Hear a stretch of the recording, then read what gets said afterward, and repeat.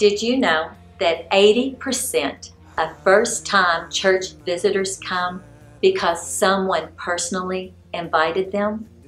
Well, today we are starting a campaign called Love Your Neighbor, where over the next 3 weeks we are going to be speaking to you about who is your neighbor, why to love your neighbor, and how to love your neighbor. And this will give you an opportunity to personally invite someone to church on February the 19th, Friends Day.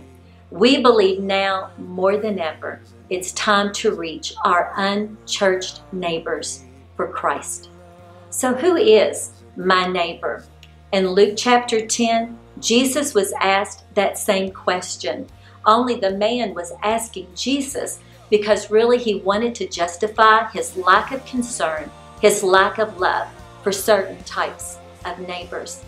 Jesus, in response, shared with him the story of the Good Samaritan.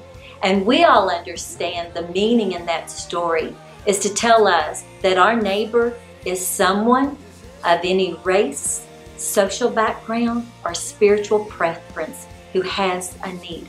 And we also know that the greatest need that anyone has is their need for a personal relationship with Jesus Christ. So who is my neighbor? Well, it may be the sweet family who lives right down the road from me. It could be the coworker who drives me crazy, who sits in the office across from me. It may even be the classmate who eats lunch alone at the table next to me. Or it could be the family member who lives in my own home with me. So your homework for this week is to pray and ask God, who is my neighbor that I can invite to New Hope on Friends Day, and then invest in their life to see them come to Christ.